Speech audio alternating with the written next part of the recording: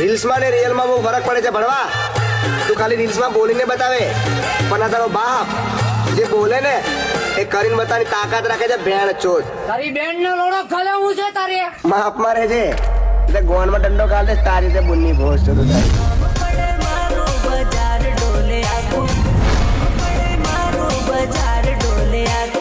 तेरे बाप को भूल गया क्या? अरे बाप का बाप आया रे, ओ देखो बाप का बाप आया रे.